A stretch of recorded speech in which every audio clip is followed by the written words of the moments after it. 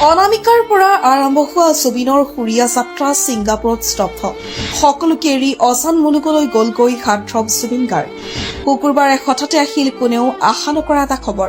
ছিংগাপুৰত স্কুবা ডাইভিঙৰ সময়ত সাগৰত পৰিছিল জুবিন। আৰক্ষীয়ে উদ্ধাৰ কৰি জৰুৰীকালীনভাৱে চিকিৎসালয়ত ভৰ্তি কৰে যদিও জুবিন গাৰ্গক জীয়াই তুলিব নোৱাৰিলে। এয়া সাংস্কৃতিক জগতৰ অপূৰণীয় ক্ষতি।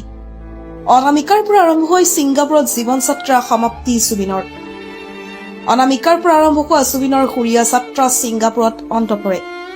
জুবিনৰ গায়ন শৈলী তথা পৰিৱেশন শৈলীয়ে সকলোকে মুগ্ধ কৰিছিল। বৃহস্পতিবাৰে শেষৰ বাবে সংগীত পৰিৱেশন কৰি জুবিন গাৰ্গৰ মৃত্যু অসমৰ সাংস্কৃতিক জগতৰ বাবে অপূৰণীয় ক্ষতি।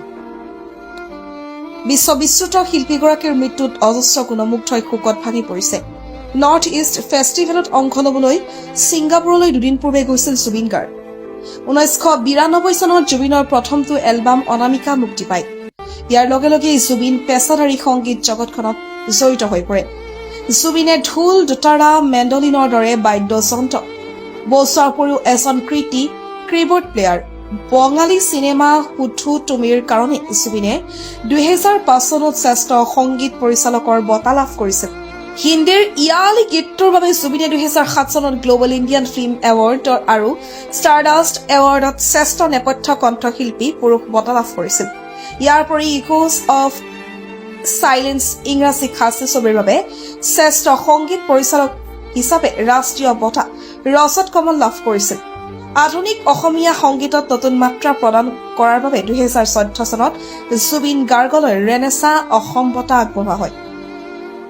1992 চনত গুৱাহাটী বিশ্ববিদ্যালয়ত অনুষ্ঠিত যুৱ মহোৎসৱত পাশ্চাত্য একক পৰিৱেশনত স্বৰ্ণ পদক অৰ্জন কৰাটোৱে আছিল জুবিনৰ জীৱনৰ টাৰ্ণিং পইণ্ট।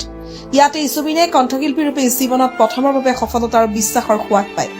ঢোল, দোতাৰা, মেণ্ডলিনৰ দৰে বাদ্যযন্ত্ৰ বজোৱাৰ উপৰিও জুবিন এজন কৃতি কিবৰ্ড প্লেয়াৰ।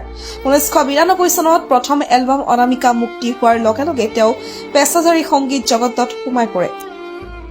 এই অগতানুগতিক এলবামটো অতি কম সময়তে সমগ্ৰ উত্তৰ পূব ভাৰতত ইনষ্টেণ্ট হিটৰূপে জনপ্ৰিয়তাৰ শীৰ্ষত আৰোহণ কৰিছিল আৰু আহি থকা 21 শতিকাৰ অসমীয়া সংগীতৰ দৃশ্যপটৰে নতুন সংজ্ঞা দাঙি ধৰিছিল। তাৰ পিছত জুবিনে পিছলৈ আৰু ঘূৰি চাব লগা হোৱা নাছিল। নিজৰ নামতে প্ৰায় 40টাতকৈ এলবাম উপৰি ভালেকেইখন হিন্দীৰ লগতে বঙালী আৰু 24খনতকৈ অধিক অসমীয়া চলচ্চিত্ৰৰ সংগীত পৰিচালনাৰে জুবিনে সংগীত কেৰিয়াৰ অব্যাহত ৰাখে। তেওঁৰ শেহতীয়া বাঙালী চিনেমা পুথু তুমিৰ কাৰণে 2005 চনত তেওঁ শ্ৰেষ্ঠ সংগীত বঁটা লাভ কৰিছে। যদিও জুবিনে নিজকে এজন সংগীতজ্ঞ বুলিহে গণ্য কৰে, তথাপিও এতিয়ালৈকে হিন্দী, তামিল, তেলেগু, পাঞ্জাবী, উৰিয়া, মাৰাঠী, নেপালী আদিকে ধৰি বিভিন্ন ভাষাত তেওঁ 9,000তকৈ অধিক গীত গাইছে।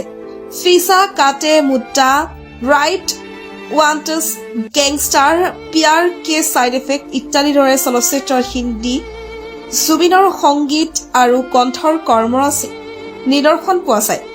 2000 চনত জুবিনে তেওঁৰ নিজা অসমীয়া চলচ্চিত্ৰ তুমি মোৰ মাথো মূৰৰ কাহিনী লিখিছিল, পৰিচালনা আৰু অভিনয় কৰিছিল। 2005 চনত ৰাষ্ট্ৰীয় বঁটা পোৱা আন এখন অসমীয়া চলচ্চিত্ৰ দীনবন্ধুত জুবিনে অভিনয় কৰাৰ উপৰিও সহ-প্ৰযোজনা কৰিছিল আৰু সংগীতেৰে সজাইছিল। তেওঁ সঞ্জয় ছাৰ দ্বাৰা পৰিচালিত হিন্দী চিনেমা ষ্ট্ৰিংছত সংগীত পৰিচালনা কৰিছিল। তেওঁ কণ্ঠদান কৰা অন্যান্য ছবিসমূহ হ'ল gangster, good boy, bad boy, প্যাৰ কে ছাইড এফেক্টছ, বিগ ব্ৰাদাৰ, হামাৰী আধুৰী কাহানী আদি।